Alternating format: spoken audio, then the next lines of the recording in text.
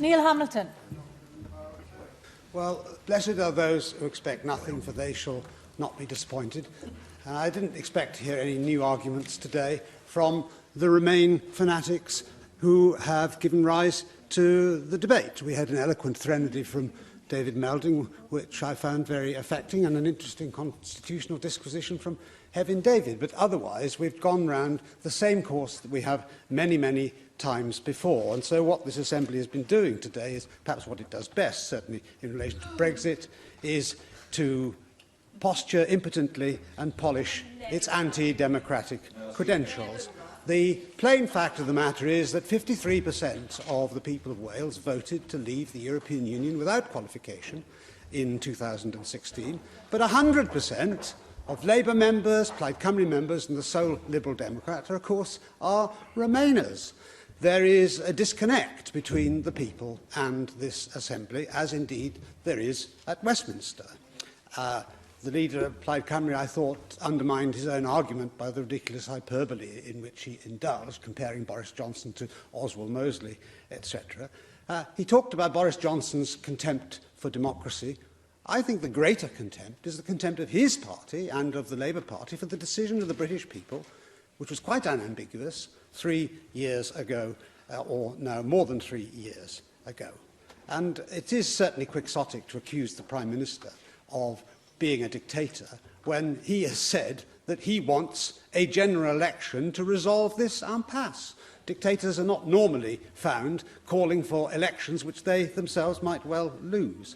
Now, the period of time which has been argued about today, in which Parliament would be prorogued, it is said, means that we remove an opportunity for scrutiny. But we know that the truth of the matter is that all the scrutiny of all the arguments has been done on both sides many, many times. This has nothing to do with parliamentary scrutiny at all. It is, in fact, everything to do with the anti-democratic determination at all costs of the Remainers to defy the will of the people in the referendum. And the great problem that we now have, the great constitutional problem we now have, is that we've got a Remain Parliament versus a Leave people.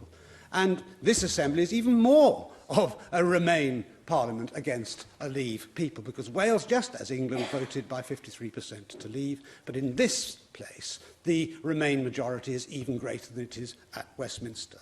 And so a general election is long overdue. We need a general election at Westminster to sweep out the sewers of the anti-democratic detritus which blocks the system, because that general election will be about one thing and one thing only, and that is Parliament against the people of this country. And I think there are no prizes for guessing what the outcome of that will be. When MPs voted for Article 50 to be triggered, they all knew what they were doing, and that included voting to leave without a deal if no deal could be agreed.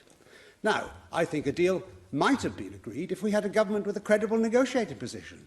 But that, at every step of the way, was undermined by the Remain fanatics who wanted no deal to be taken off the table, which included the Chancellor of the Exchequer and the Business Secretary and half the Cabinet. And the Prime Minister of that time, Theresa May, who was serially indecisive, not a believer in what she was doing. In those circumstances, no British government could successfully have concluded a deal which would be acceptable to Brexiteers. The truth of the matter is that until Boris Johnson formed a new government, we had a government of saboteurs. Philip Hammond and Greg Clark, in particular, did everything they possibly could to undermine the negotiating process and, indeed, to block Brexit, which the British people voted for. We had the most hopeless Prime Minister, as I've said before, since Lord North. She had a strategy to keep us in the EU in practice, and the atmosphere of crisis which we now have was created by her serial indecision, and we're now presented with a gun to the head. I agree with Mark Reckless. We didn't want to find ourselves in a situation where there is no deal. Of course, it's in everybody's interest that there should be a deal, a free trade deal. That's what the 2-year period which Article 50 provides was meant to achieve. But because of the intransigence of the EU, as Yanis Varoufakis, the Greek finance minister, pointed out in great detail in his great book, Adults in the Room, because he'd seen it all from the Greek perspective, the sequencing imposed by the EU was exactly what they did to Greece, a country upon which the EU has imposed unprecedented austerity, in which the GNP of Greece declined by 1/3. Now, that's real austerity, instead of the false austerity which we often hear about in this chamber. The truth of the matter is that the Remainiacs think that the British people should keep on voting until they give them what they want. This is very traditional in the EU. We've had referenda in Denmark, in Holland, in Ireland twice, and in France. And in the immortal words of Monsieur Juncker, I will give way if the fellow permits, in the immortal words of Mr Juncker at the time, he says, if it's a yes, in relation to the French referendum, if it's a yes, on we go. If it's a no, we continue. I give way to the former First Minister. Grateful to the member for giving way. What is the alternative to the backstop? That's the question that I ask. Lots of people have said they don't want it, but what is his alternative? Well, in the words of Simon Coveney, and they're on the screen here, we recognise the reality that Ireland will have a responsibility to protect its own place in the single market. That will include some checks, but I can assure you we will try and do that in a way that limits the risk, and we will try and do it away from the border. He is the Irish Foreign Minister, and that is the answer to the question.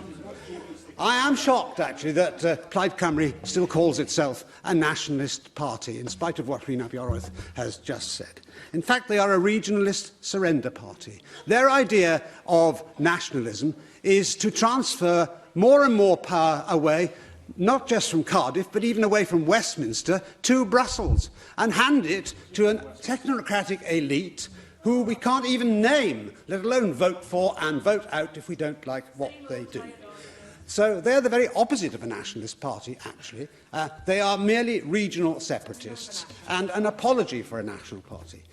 And I'm shocked also that the Labour Party, the party that came into existence to protect the interests of working people, should now find itself reduced to the rump that it is. A globalist conspiracy, which we see in the EU, and with all the usual suspects from Mark Carney and the Goldman Sachs elite and all the international lobbyists, the multinational companies lined up to line their own pockets in Brussels by the use of multi-million-pound lobbying companies, all combining to introduce protectionism and a raft of regulations designed to frustrate competition and keep out entrepreneurial new companies. This is a massive conspiracy against the interests of working people, and now the Labour Party has utterly abandoned any claim to represent ordinary people in this country. A party that supports mass immigration to depress wages and expand its migrant voter base. A party that ignores the majority to appease politically correct minority groups and third sector political propagandist parasites, increases fuel poverty to enrich multi-millionaire will farm developers, and with a Marxist leadership which would reduce this country to the status of Venezuela. That is the vision of the Labour Party for the future. Bring on a general election, I say, so that Magic Grandpa can be exposed to the scrutiny of the British people, and we can get the Brexit-supporting government that the British people voted for in 2016, and that we deliver back once again the real sovereignty of Parliament, which will come by the repatriation of powers from Brussels to Westminster and indeed to Cardiff.